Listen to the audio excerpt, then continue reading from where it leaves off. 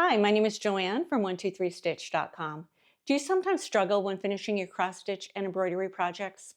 I found 3 tools from Chantelle's 141 design that tackle 3 specific problems that I usually run into.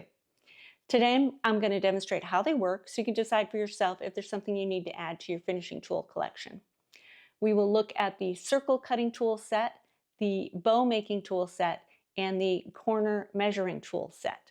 All 3 have helped make my finishes much more accurate and therefore enjoyable to do. Before we get started though, please go down below and click on that subscribe button so you don't miss out on any upcoming videos. And all of the products I mentioned today will be listed as a link down below. Let's take a look at those tools. Okay, the first thing I want to show you is the circle cutting tool set. Now when I'm doing a round finish such as this one, I often have trouble finding something to cut out the circle on my backing board. When you have a square piece, it's easy to measure that out and cut it. But when you have a circle, it's not so easy to do. I usually go around the house and try to find something that is the right size that I can trace onto the mounting board. It's not easy and it's time consuming, and sometimes you just settle for about the right size. This set is really nice because they're made out of wood, they're nice and sturdy, and they go from 3 inches in half-inch increments all the way up to 6.5 inches. So you can pick the size that is exactly right for your design. And the nice thing is you can either use the outside dimension or the inside. So if I want to, for instance, this one works perfectly if I use the inside dimension. So when I take it to my mounting board, it's easy to hold down. It's not going to move around because it's nice and sturdy. And I can just trace the circle from here and then cut it out. So it works perfectly every time. There are so many options on sizes here. This is a simple tool, but so handy to have. I really like this. The next thing I want to show you is the bow tool set that looks like this. It comes with 2 pieces, so you can make 4 different size bows from 2.5 inches, 3.5 inches, 4.5 inches, and then a little bitty 1.5-inch bow. Again, made of that nice sturdy wood, and it comes with some instructions that have written instructions as well as pictures. So that's pretty helpful, but I thought I would show you today how I make the bows. And the bows themselves look like this. Simple little bows, or you can do 2 colors, or you can loop it more than once and get double bows. I like to use bows on my projects in different ways. For instance, I have a bow on the corner of my stand up here. I have a bow on the top of this cube here. And then it's a nice accent for any design. And the bows can be made out of any kind of ribbon, including wired ribbon. The wire's a little bit more finicky, but it does make a perfect bow every time. So let me demonstrate how you make a bow.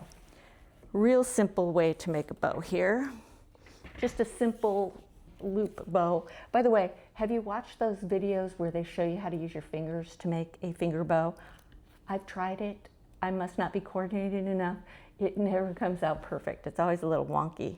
With this tool, it comes out perfect every time. So you take your length of ribbon, you put the long end away from you, you leave a little bit for your tail, and then with your thumb, you hold on to that loose end. You wrap underneath, and then put the end through the little hole at the top, bring it down underneath through the center, and then see that little loop that was created when we went through the top? We're going to go through that loop and then out this side, and then we're just going to pull it tight. You can kind of go back and forth until you get it tight. Look on this side, which I consider the right side, and get that knot right in the middle, and then it just slides off. You trim off your ends however you like. And there you go, perfect bow. Really easy, right? You can use this for decorating your gifts, anything, but it's nice to be able to make a perfect bow every time. I wanted to show you how I do the 2-color bow with 2 different ribbons.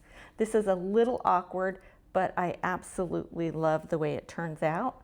you just put one ribbon on top of the other. And in my case, I am using one ribbon that's wider than the other just because, you know, I like to make it more challenging. Two ribbons the same size would probably be a whole lot easier. We're going to hold it together and put that away from us. And again, leave a little bit for our tail. Hold those two ribbons together. Bring it underneath, and then we're going to go around and through the top here with both pieces. And then there's our little loop on the top. Let's get that loose end out of there. There we go. Now that we're here, we're going to go through the little loop that was created, out the other side, and then we're just going to pull until we get the knot where we want it to be in the center. Move it a little, turn it over, see what it looks like, nice and pretty. See how that worked out? You don't have to have it perfect, and it still works out perfectly. Pull that off, trim our ends off. I'm just doing a quick trim. You can be more precise, of course. And there you go. There's your two-color bow. Perfect. So again, not an overly complicated tool, but so handy. I really like having this for my finishes. The last thing I want to show you today is the corner tool measuring set. Now these are used primarily for placement when you're doing something such as a flat fold like this one. So I've got my finished piece and I've got two other pieces here that I have backed with fabric. So I decided I wanted a 1/2-inch border all around. So I measured it that way, but rather than just sort of eyeballing it and trying to decide what a 1/2 inch is and does it look even before I glue the pieces in place, this tool, which comes in 1/2 inch, 3/4 inch, and 1 inch pieces, again, that nice wood, lets me line up my corners on both sides and know that that's exactly a 1/2 inch.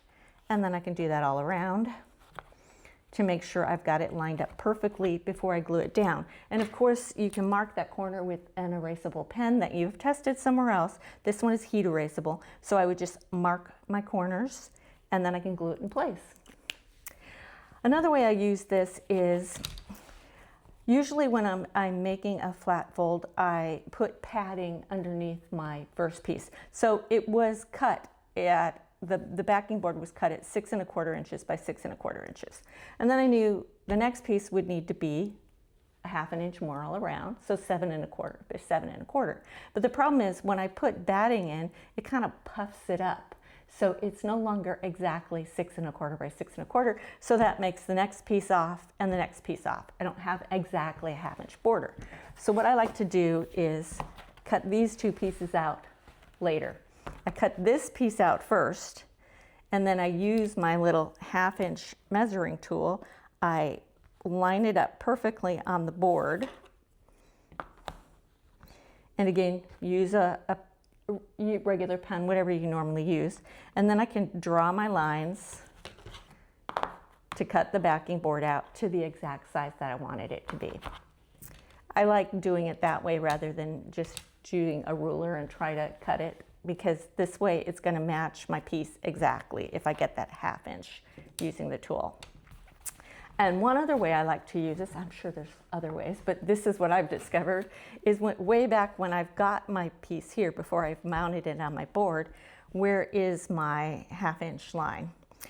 Usually I use a ruler and draw a line, but this way I can use this tool to line it up on the last line of stitching and say, okay, that's my 1/2 inch. Now I can draw a little, this is again my heat erasable pen. I'm going to mark my corners, and I'm going to mark all 4 corners so that when it comes time to putting it on my backing board, I have that corner matched up perfectly, and I can just put it on. Make sense? It's easier than using a ruler. I kind of like that. That's another way I've discovered that the corner measuring tools work. And again, 1 inch 3/4 inch and 1/2 inch. So lots of options when you're doing your finishes, so you can get those precise cuts, so you can have your beautiful flat fold design all finished. So what do you think? Do any of these tools look like they might be helpful to you? I hope so. But if you have any questions, comments, please let me know down below. I love to hear from you.